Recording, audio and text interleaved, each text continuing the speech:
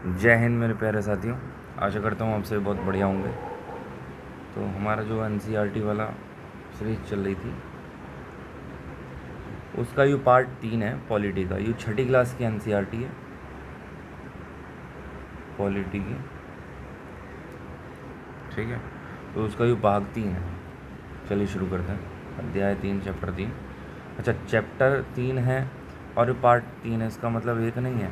अभी तो ठीक है, छोटे छोटे चैप्टर हैं। जब थोड़े बड़े चैप्टर आने लगेंगे तो हो सकता है एक वीडियो में एक पूरा चैप्टर ना हो पाए, ठीक है। तो पार्ट और चैप्टर अभी तक तो खैर शुरुआती तीसरी वीडियो है, तो अभी तक ठीक है। आपने सरकार, चैप्टर 3 है, इसका नाम है सरकार क्या है, व्हाट इज़ गवर्नमेंट, ठीक है। तो चलिए करते हैं। आपने सरकार शब्द का जिक्र कई बार सुना होगा। इस पाठ में आप यह पढ़ेंगे कि सरकार क्या है और यह हमारे जीवन में कितनी महत्वपूर्ण भूमिका निभाती है। सरकारें क्या करती हैं, वे निर्णय कैसे लेती हैं, अलग अलग तरह की सरकारों जैसे लोकतांत्रिक सरकार एवं राजतंत्रीय सरकार के बीच क्या अंतर हुए है। चलिए पढ़कर पता लगाते हैं। तो इसमें वही बताया जाएगा कि सरकार क्या है भैया, क्या उसका काम हो रहा है, वो कैसे चले रहे, कैसे काम करे रहे, वो ये सब चीज़ें। तो ये कुछ न्यूज़पेपर की कटिंग टाइप की इसने लगा रखी है उदाहरण के तौर पर।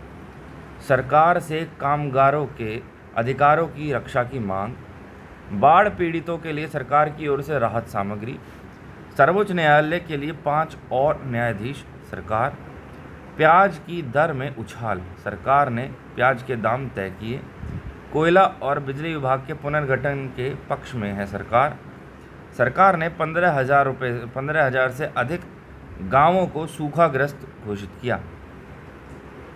तो ये कुछ न्यूज़पेपर की कटिंग टाइप की इसने लगा रखी है उदाहरण के लिए कि भाई सरकार ने ये किया, सरकार ने वो करा, सरकार से ये मदद मांगी है, सरकार से ये। तो इससे हम थोड़ा अंदाज़ा लगाने की कोशिश करेंगे आगे पढ़ते हुए कि सरकार का वास्तव में काम क्यों हो रहा है, ठीक है। आगे देखो, क्योंकि कह रही है ऊपर दी हुई अखबार की सुर्खियों को देखिए, इनमें से सरकार के जिन कामों की बात की जा रही है उनकी सूची बनाइए। क्या सरकार का काम बहुत ही विस्तृत नहीं है? आपके अनुसार सरकार क्या है? कक्षा में इस पर चर्चा कीजिए। तो चर्चा तो कर लेंगे। हर एक देश को विभिन्न निर्णय लेने एवं काम करने के लिए सरकार की ज़रूरत होती है। बिल्कुल सही बात है। ये निर्णय कई विषयों से संबंधित हो सकते हैं। सड़कें, स्कूल कहाँ बनाए जाएं, बहुत ज़्यादा महंगी हो जाने पर किसी चीज़ के दाम कैसे घटाए जाएं, अथवा बिजली की आपूर्ति को कैसे बढ़ाया जाए। सरकार कई सामाजिक मुद्दों पर भी कार्यवाही करती है। उदाहरण के लिए सरकार गरीबों की मदद करने के लिए कई कार्यक्रम चलाती है।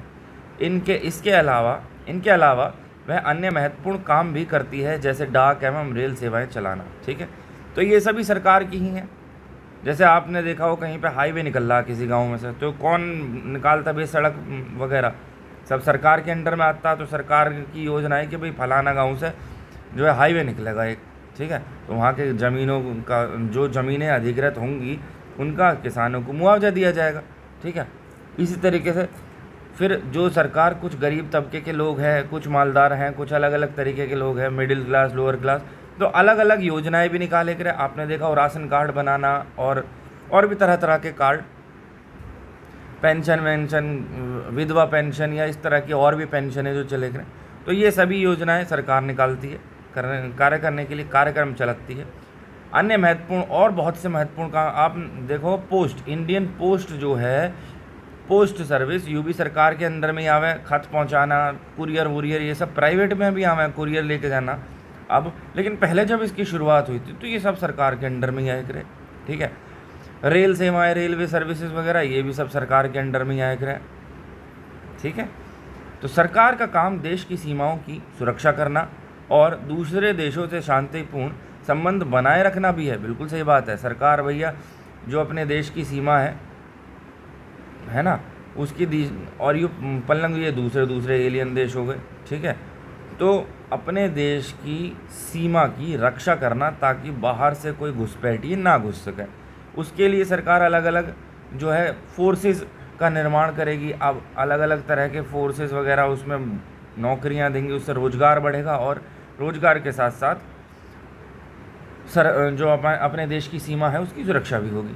दूसरे देशों से शांतिपूर्ण संबंध बनाए रखना ये भी बहुत ज़रूरी है। भाई हमारे पड़ोस में जो जो देश हैं या और दुनिया में जो जो देश हैं उन सब से संबंध अच्छे बना के रखना, ताकि हमें कभी कुछ ज़रूरत हुई तो काम आ जाए, हमारी मदद के लिए वो आगे आ जाए।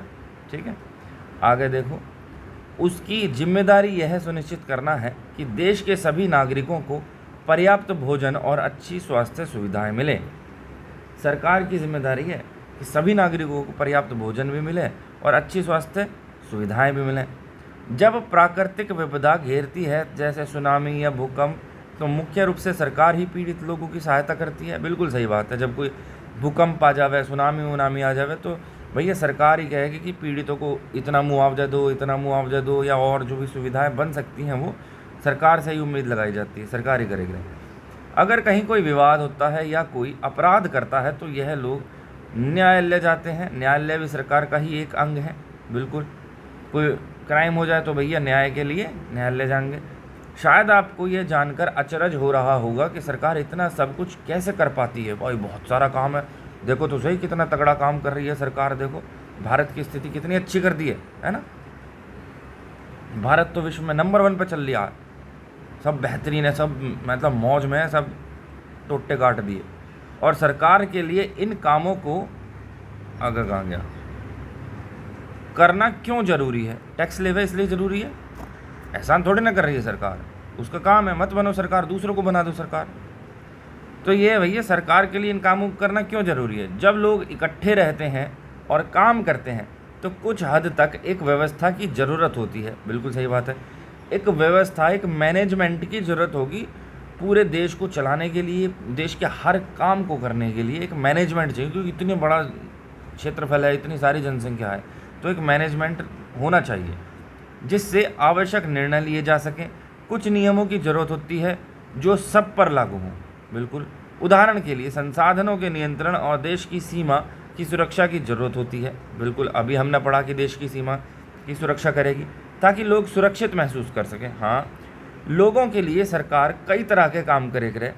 वह नियम बनाती है, निर्णय लेती है और अपनी सीमा में रहने वाले लोगों पर उन्हें लागू करती है। सरकार अपने जो हम अपना प्यारा भारत देश है, इसके अंदर के जो लोग हैं, ठीक है, इन लोगों को अब बहुत सारी जनसंख्या, भाई हर अगर कोई नियम, कोई मैनेजमेंट ना होएगा तो ये तो बहन भेड़ चाल की तरह कोई हिंगे को और मतलब एक तरह से मछली मार्केट सा बन जाएगा। तो एक प्रॉपर मैनेजमेंट ज़रूरी है। ठीक है, सभी चीज़ें एक मैनेज ढंग से हों, अपनी सीमा में रहने वाले लोगों पर उन्हें बनाए गए नियम को लागू करती है। कुछ उदाहरण, भारत पेट्रोलियम। कुछ उदाहरण जो सरकार के अंग हैं, सर्वोच्च न्यायालय हो गया, ठीक है, यूरा सर्वोच्च न्यायालय, भारत पेट्रोलियम, भारतीय रेल, यूरी भारतीय रेल, ये सभी सरकार के अंग हैं, सरकारी संस्थाएं हैं कह लो। सरकार के स्तर, अब आपको पता है कि सरकार कितनी सारी अलग अलग चीज़ों के लिए जिम्मेदार है। अच्छा, हमें तो अभी पता चली है, वरना तो हम तो सोच रहे हवा जहरीली हो गई तो हमारी किस्मत में। लोग जनता के आपस में लड़ रही है ना, जाति धर्म ये सब फलाना आलतू फालतू की चीज़ों के लिए। तो सरकार भी जिस चीज़ की डिमांड जनता के अंदर है, भाई डिमांड एंड सप्लाई है। जनता ने डिमांड करी नफरत की कि भाई हमें जातिगत नफरत चाहिए, हम उसके बिना नहीं रह सकते, हमें धर्म के नाम पर नफरत चाहिए, हम नहीं रह सकते। तो सरकार ने भी उसी चीज़ की पूर्ति करी। सरकार क्यों तुम्हें सरकार को जब तुम वोट देते हो, कोई भी आदमी खड़ा हो, जो चिंटू खड़ा हुआ, ठीक है, क्यों कहेगा भाई देश को आगे ले जाएगा, सबको बराबरी का अधिकार देगा, इसको वोट ना मिलने की एक भी, जब तक कि कोई मिर्च मसाला जातिगत नफरत या कुछ जनता को ना मिले। ठीक है, तो देखो आगे क्या है। अब आपको पता है कि सरकार बहुत सारी अलग अलग चीज़ें करेगी। तो क्या आप सोच सकती हैं कि सरकार ये सारे इंतजाम कैसे करती होगी? दरअसल सरकार अलग अलग स्तरों पर काम करे, स्थानीय स्तर, राज्य के स्तर पर और राष्ट्रीय स्तर पर। स्थानीय स्तर पर हो गए आपके गली मोहल्ले में पार्षद या पंचायती राज वगैरह, राज्य के स्तर पर हो गए, और राष्ट्रीय स्तर पर मतलब इंडिया लेवल की बात होगी, पूरे देश लेवल की। ठीक है, स्थानीय स्तर का मतलब है आपके गांव, शहर या मोहल्ले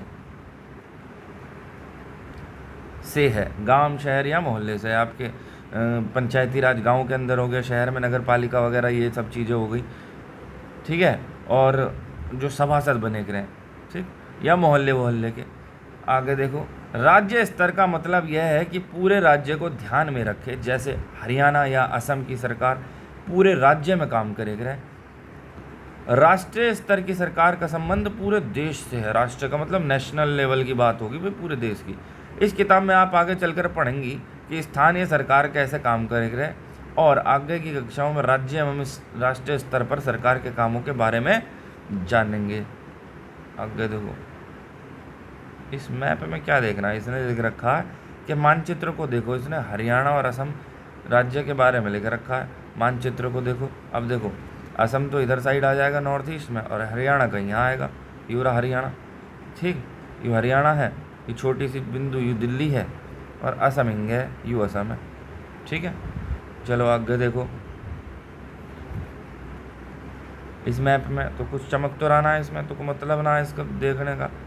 आंध्र प्रदेश राज्य के पुनर्गठन के बाद 2 जून 2014 को तेलंगाना भारत का 29वां राज्य बना। ये लिख लेते हैं, 2 जून 2014 को तेलंगाना भारत का 29वां राज्य बन गया था, ठीक है।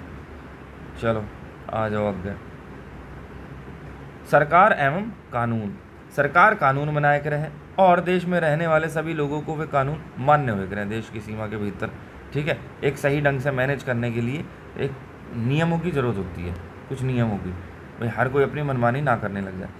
केवल यही वह तरीका है जिससे सरकार काम कर सकती है। बिल्कुल, सरकार के पास जैसे कानून बनाने की ताकत होती है, वैसे ही यह ताकत भी होती है कि लोगों को कानून मानने के लिए बाध्य करे। बिल्कुल, भैया कानून तो मानना पड़ेगा, वो सरकार है, ठीक है। उदाहरण के लिए एक कानून है कि गाड़ी चलाने वाले के पास लाइसेंस होना चाहिए, बिल्कुल होना चाहिए। लाइसेंस ना धरोगे तो भैया तुम्हारा चालान होएगा। अगर कोई लाइसेंस के बिना गाड़ी चलाते हुए पकड़ा जाए तो उसे जेल की सज़ा काटनी पड़ती है या जुर्माना भरना पड़ता है। आगे देखो, किसी दूसरे कानून को लेकर यह विचार कीजिए, लोगों के लिए उसे मानना क्यों जरूरी है। सरकार जो कार्रवाई कर सके रहे, उसके अलावा अगर लोगों को लगे कि किसी कानून का ढंग से पालन नहीं हो रहा है तो वे भी कुछ कदम उठा सकें। उदाहरण के लिए, अगर किसी व्यक्ति को यह लगे कि भाई उसको उसके धर्म या उसकी जाति के कारण किसी नौकरी में नहीं लिया गया तो वह न्यायालय जा सकता है या जा सकती है और यह दावा कर सके कि भाई कानून का पालन नहीं हो रहा है, तब न्यायालय आदेश देगा कि क्या कदम उठाने की ज़रूरत है। सरकार के प्रकार। सरकार को निर्णय लेने और कानूनों का पालन करवाने यानी उन्हें बाध्य बनाने की शक्ति कौन देता है। इस प्रश्न का उत्तर इस बात पर निर्भर करता है कि उस देश में कैसी सरकार है। बिल्कुल सही बात है भाई। भारत देश की बात करें तो जनता देती है, और ब्रिटेन के अंदर तो वो रानी हुए करी पहले, है ना, महारानी एलिजाबेथ या ऐसा कुछ, ठीक है, क्राउन का शासन हुए करे वहाँ। तो अलग अलग देश के अंदर अलग अलग तरीके हैं शक्ति लेने के। आप कोरिया की बात करें तो वहाँ पे किम जोंग यून है, उसके भैया वो अपना वहाँ पे लोकतंत्र तो है ही ना वहाँ पे। तो देखो, लोकतंत्र में तो लोग ही सरकार को ये शक्ति दे देख रहे हैं। सभी लोगों ने वोट करा और शक्ति दे दी कि भाई ले लो शक्ति। लोग ऐसा चुनाव के माध्यम से करते हैं, वे अपनी पसंद के नेता को वोट देकर चुने करें। एक बार चुन लिए जाने के बाद यही लोग सरकार बनाए करें। लोकतंत्र में सरकार को अपने निर्णय एवं उठाए गए कदमों का आधार बताना होता है और सफाई देनी हुई करें। बिल्कुल सही बात है। सरकार ने कोई भी निर्णय लिया या कोई भी कदम उठाया तो उसका आधार बताएगी वो कि भैया हम ये जनहित के लिए कर रहे हैं, इसका यह कारण है, ठीक है, और सफाई देनी हुई करें। हालांकि ये सिर्फ किताबी बातें हैं, वास्तविकता से इसका कोई मतलब नहीं है। अब तक हमने इस पेज में जितनी भी बातें पढ़ी हैं, सरकार का यू काम होएगा, ये सब चीज़ें, उसका वास्तविकता से दूर दूर तक कोई नाता ना है, ठीक है। अभी अरावली फरावली सब चीज़ काट गिरी, जंगल काट गिरे, तो इसमें क्या ये आधार बताया होगा है डेवलपमेंट? क्या जंगल काटने से, ऑक्सीजन ख़त्म करने से, 50 डिग्री सेल्सियस से ऊपर टेम्परेचर होने के बाद क्या डेवलपमेंट होगा? बताओ। डेवलपमेंट होगा तो सभी अमीर लोग जो है वो बैठे रहेंगे, हम तुम जैसे लोग कहाँ जाएंगे? गर्मी कौन झेलेगा? तो हम तुम जैसे लोग झेल लेना। अब इसमें सरकार भी अकेली जिम्मेदार ना है। चलो ये एक बहुत लंबा टॉपिक है। जनता अपने दुखों की खुद ही जिम्मेदार है। असली बात तो यूँ है, जनता एक दूसरे से लड़ने में बिजी है, जाति और धर्म के नाम पे, और बच्चे पैदा करने में बिजी है। इतनी जनसंख्या बढ़ा दी तो सरकार ही क्या करेगी? एक दूसरी तरह की सरकार होती है जिसे राजतंत्रीय सरकार कह रहे हैं। भाई हमारे देश के अंदर लोकतंत्र सरकार है, ठीक है, लोकतंत्र। तो लोकतंत्र में जो सरकार को शक्ति देगी वो लोग ही देंगे सरकार को शक्ति। लेकिन एक राजतंत्रीय सरकार हो रहे, इसमें राजा या रानी के पास निर्णय लेने और सरकार चलाने की शक्ति हो रहे। बिल्कुल, राजा के पास सलाहकारों का एक छोटा सा समूह होगा जिससे वह विभिन्न मुद्दों पर चर्चा कर सकता है। अंतिम निर्णय लेने की शक्ति उसके पास ही रहती है, राजा के पास ही होगी अंतिम निर्णय। भाई सलाहकार होंगे राजा के दौरे, ठीक है, जिससे अलग अलग मुद्दों पर वह चर्चा तो करेगा, लेकिन जो अंतिम मुहर होगी वो तो भैया राजा ही लगाएगा, राजा साहब ही लगाएंगे।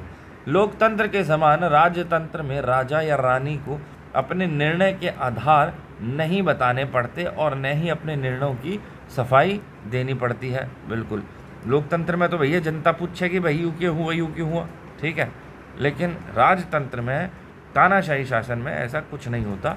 जनता पूछ ही नहीं सकती, यदि पूछेगी तो लाठी खाएगी। पर भारत में तो कोई लाठी खाता ही ना है। भारत एक लोकतंत्र देश है। भारत के अंदर इतनी आज़ादी है कि आप किसी का भी जो है किसी भी बड़े नेता से सवाल पूछ सकते हो। क्यों? क्योंकि भारत के लोग तो इतने एकजुट होकर हमें, है ना, देखा हो कोई भी बेचारा ना जाति ना धर्म ना किसी भी चीज़ के आधार पर हो, कोई नहीं लड़ता। भाई कितना प्यार है भारत के अंदर, महान तो है अपना भारत। लोकतंत्र में लोगों की भागीदारी उन निर्णयों को लेने में महत्वपूर्ण है जो उनको प्रभावित करते हैं। लोकतंत्र में लोगों की ही भागीदारी है जो है उनको लोगों को प्रभावित करने वाले निर्णय हैं, उनको लोगों की भागीदारी के द्वारा ही महत्वपूर्णता उनकी बताई जाएगी। मतलब लोकतंत्र में लोगों ने ही सरकार को शक्ति दी, तो सरकार भैया लोगों को बताएगी कि भाई वो कोई भी कदम उठा रही है तो ये इसलिए उठाया जा रहा है, ठीक है। क्या आप इससे सहमत हैं? अपने जवाब के 2 कारण लिखो। आपके यहाँ जिस प्रकार की शासन व्यवस्था है उसके स्थान पर आप कैसी शासन व्यवस्था चाहेंगे और क्यों? नीचे दिए गए कथनों में जो गलतियाँ हैं उन्हें सुधार कर लिखिए। राजतंत्र में देश के नागरिकों को अपनी पसंद का नेता चुनने की छूट होती है? नहीं होती है। लोकतंत्र में एक राजा के पास देश पर शासन करने की संपूर्ण ताकत होती है? बिल्कुल नहीं होती है। राजतंत्र में राजा या रानी द्वारा लिखे गए निर्णयों पर लोग प्रश्न उठा सकते हैं? बिल्कुल नहीं उठा सकते जी। देखो ये ताऊ जी गए हैं, ये वोट दे रहे हैं, तो ये उनके हाथ पर स्याही लगा दी, ठीक है। आगे देखो, लोकतांत्रिक सरकार। लोकतांत्रिक सरकार जनता के द्वारा जनता के लिए चुनी गई सरकार। भारत एक लोकतंत्र देश है। अच्छा, इस लोकतांत्रिक व्यवस्था को पाने के लिए हमने लंबी लड़ाई लड़ी, बहुत लंबी लड़ाई लड़ी। संसार में और भी कई देश हैं जहां लोगों ने लोकतंत्र लाने के लिए संघर्ष किए। ऊपर बताया जा चुका है कि लोकतंत्र की मुख्य बात यह है कि लोगों के पास अपने नेता को चुनने की शक्ति होगी। इसलिए एक अर्थ में लोकतंत्र लोगों का ही शासन होता है। लोकतंत्र में मूलभूत विचार यह है कि लोग नियमों को बनाने में भागीदार बनकर खुद ही शासन करें। बिल्कुल, मूलभूत विचार यही है कि भैया लोगों ने एक अपना प्रतिनिधित्व चुन लिया और वो नियम बनाएगा लोगों के लिए, इन लोगों के लिए ये बंदा नियम बनाएगा, लेकिन उसका आधार भी बताएगा कि वो ऐसा नियम क्यों बना रहा है, ठीक है, तुम्हारे लिए भले के लिए है भैया। आज के समय में लोकतांत्रिक सरकार को प्राय प्रतिनिधि लोकतंत्र कह रहे हैं। प्रतिनिधि लोकतंत्र में लोग सीधे भाग नहीं लेते, बल्कि चुनाव की प्रक्रिया के द्वारा अपना प्रतिनिधि चुनते हैं। ये प्रतिनिधि मिलकर सारी जनता के लिए निर्णय लेंगे। आजकल कोई भी सरकार अपने आप को तब तक लोकतांत्रिक नहीं कह सकती जब तक वह देश के सभी वयस्क नागरिकों को वोट देने का अधिकार न दे दे। बिल्कुल सही बात है। आगे ये क्या कह रही है जी? मतदान के समय मतदाता की उंगली पर स्याही से निशान लगाया जाता है ताकि वह केवल एक वोट दे सके। ग्रामीण मतदान केंद्र का दृश्य, ठीक है। स्याही से निशान ना लगाएंगे तो वो तो भैया बगे चले आएंगे 10 वोट डालने को। आगे देखो, लेकिन हमेशा ऐसा नहीं था। क्या आप विश्वास कर सकती हैं कि एक समय ऐसा था कि जब लोकतांत्रिक सरकारें औरतों और गरीबों को चुनाव में भाग नहीं लेने देती थीं? अपने शुरुआती दौर में सरकारें केवल उन्हीं पुरुषों को वोट देने देती थी जो पढ़े लिखे थे और जिनके पास अपनी संपत्ति होती थी। इसका मतलब था कि औरतों, गरीबों और अशिक्षितों को वोट देने का अधिकार नहीं था। ऐसी स्थिति में देश उन्हीं नियमों के सहारे चलते थे जो गिने चुने पुरुष बनाते थे। भारत में आज़ादी से पहले बहुत ही कम लोगों को वोट देने का अधिकार था। इसलिए जनता ने संगठित होकर इस अधिकार की मांग की। गांधी जी समेत कई नेताओं ने इस अन्यायपूर्ण व्यवहार का विरोध किया। वे आज़ादी के समय पे तो वोट देने का अधिकार था, वो भी गुलाम तो था ना। आज़ादी के से पहले के समय इसका मतलब गुलाम भारत, और जब भारत गुलाम था तो जिन लोगों के पास वोट देने का अधिकार था वो भी अधिकार थोड़ी ना था, वो भी तो उनको भीख तरह की थी जो गुलामी के समय में दी गई थी कि भाई तुम हमारे जो है एहसान मानो कि हमने तुम्हें वोट देने का अधिकार दे दिया। उन्होंने भी ज़ोर शोर से यह मांग उठाई। फिर इस चीज़ को आज़ादी लेने के लिए, गुलामी से दूर जाने के लिए, हटने के लिए गांधी जी हुए या और भी अन्य बहुत से क्रांतिकारी हुए जिन्होंने बहुत ही मतलब जो ये अन्यायपूर्ण व्यवहार चल रहा था उसका विरोध किया, पुरजोर विरोध किया, और फिर ज़ोर शोर से यह मांग उठाई उन्होंने। 1931 में यंग इंडिया पत्रिका में लिखते हुए गांधी जी ने कहा था, मैं यह विचार सहन नहीं कर सकता कि जिस आदमी के पास संपत्ति है वह वोट दे सकता है, लेकिन वह आदमी जिसके पास चरित्र है पर संपत्ति या शिक्षा नहीं, वह वोट नहीं दे सकता। ये बहुत इंपॉर्टेंट लाइन है। 1931 में यंग इंडिया पत्रिका लिखते हुए गांधी जी ने कही ये बात भैया कि जिस आदमी के पास संपत्ति है वह वोट दे सके, और जिसके पास चरित्र है, संपत्ति नहीं, वह वोट नहीं दे सकता। जो दिन भर अपना पसीना बहाकर ईमानदारी से काम करे वह वोट नहीं दे सकता, क्योंकि गरीब है, उसने गरीब होकर के गुनाह किया है। वैसे देखा जाए तो गुनाह ही है, गरीबी एक अभिशाप है, गरीबी वास्तव में एक अभिशाप है। आगे देखो, सरकार में कहीं भी सरकारों ने स्वेच्छा से अपनी शक्ति लोगों के साथ नहीं बांटी है। संसार में कहीं पे भी जो सरकार है, सरकारों ने स्वेच्छा से अपनी शक्ति लोगों के साथ नहीं बांटी है। मतलब कि ये जो लोकतंत्र हुआ है ना, जिसमें लोगों के पास शक्ति आई है कि वो सरकार को शक्ति दें, वो अपनी स्वेच्छा से नहीं आई है। ठीक है, पूरे यूरोप और अमेरिका में महिलाओं और गरीबों को सरकार के कार्यों में भागीदारी के लिए संघर्ष करना पड़ा। पूरे यूरोप में, अमेरिका में भी महिलाओं को, भारत की तो खैर बात ही अलग है, भारत तो छोड़ो, अमेरिका में भी, यूरोप में भी, यूरोपियन कंट्री में भी महिलाओं को और गरीबों को वोट देने का अधिकार नहीं था, सरकार के कार्यों में भागीदारी का अधिकार नहीं था इतना, उन्हें बहुत संघर्ष करना पड़ा। महिलाओं द्वारा मताधिकार के लिए किए गए संघर्षों ने प्रथम विश्व युद्ध के दौरान और मजबूती पकड़ी। जो महिलाओं ने जितने भी संघर्ष करे बराबरी के लिए, तो उस संघर्ष किए गए संघर्ष, जो भी संघर्ष करे, उन्होंने जो प्रथम विश्व युद्ध हुआ था उस दौरान और भी ज़्यादा मजबूती पकड़ दी, प्रथम विश्व युद्ध के दौरान। ठीक है, आगे क्या है जी, इस आंदोलन को महिला मताधिकार आंदोलन कहा गया। उन्होंने भैया आंदोलन करे जिसको महिला मताधिकार आंदोलन कहा गया, और अंग्रेजी में इसे सरफेज मूवमेंट कहा गया, सरफेज मूवमेंट। तो सीबीएसई वालों में के लिए इसे भाई सरफेज मूवमेंट कह दिया गया, और यूपी बोर्ड वालों के लिए या अन्य हिंदी वाले बोर्ड वालों के लिए उसे महिला मताधिकार आंदोलन कहा गया। सरफेज का क्या मतलब है? सरफेज का मतलब हो रहा है वोट देने का अधिकार। युद्ध के दौरान बहुत से पुरुष लड़ाई में थे, इसलिए महिलाओं को उन कामों को करने के लिए बुलाया गया जो पहले पुरुषों के काम माने जावे। जब महिलाओं ने विभिन्न प्रकार के काम और उनकी व्यवस्था करना शुरू कर दिया तो लोगों को यह देखकर बड़ा आश्चर्य हुआ कि उन्होंने महिलाओं और उनकी क्षमताओं के बारे में क्यों इतना गलत रूढ़िबद्ध धारणाएं बनाकर रखी थी कि महिलाएं तो वो काम भैया कर ही ना सकें। बिल्कुल सही बात है। इस तरह महिलाओं को निर्णय लेने में समान रूप से योग्य माना जाने लगा। देखो, कोई भी चीज़ अचानक से नहीं होती कि जी आज ये था कल को तुरंत से बदल गया। इसमें समय लगता है, समय लगता है, और समय ऐसा नहीं कि अपने आप लग गया। कोई ना कोई शुरुआत होती है, कोई शुरुआत होगी, वो शुरुआत होने के बाद में समय लगेगा, उसके बाद में बदलाव आएगा। ठीक है, तो ये आप देखेंगे इन्होंने ये बताया कि भाई वो काम करने लग गए जब प्रथम युद्ध में जो है, युद्ध के दौरान पुरुष तो लड़ाई में चले गए। ठीक है, तो महिलाएं फिर उन कामों को करने लग गई जो भैया पुरुषों के लिए बने थे, और उन्होंने वो काम बखूबी निभाया। तो लोग बाग इस देख के जो है बड़े आश्चर्यचकित हुए कि भैया हमने जो इतने सालों से अपनी विचारधाराएं बना रखी थी रूढ़िबद्ध कि भैया महिलाएं यूँ ना कर सकें, महिलाएं वो ना कर सकें, वो एकदम से बदल गई, बदलाव आ गया, लोग बाग मजबूर हो गए सोचने के लिए कि नहीं, महिलाएं भी बराबर सक्षम है हर उस कार्य को करने के लिए जो कि पुरुष कर सकता है। महिला मताधिकार आंदोलन की साथियों ने सभी महिलाओं के लिए वोट देने का अधिकार की मांग उठाई। बिल्कुल, उनकी आवाज़ सुनी जाए इसके लिए उन्होंने जगह जगह पर अपने आप को लोहे की जंजीरों से बांधकर प्रदर्शन किया।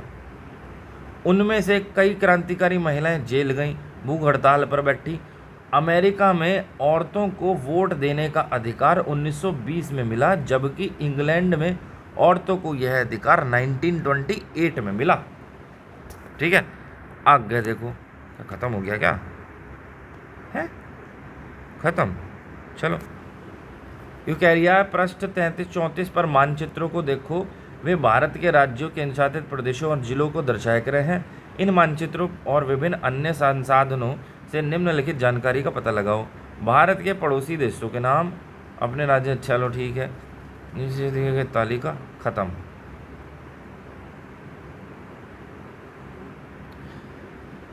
तो चलिए, जय हिंद, धन्यवाद।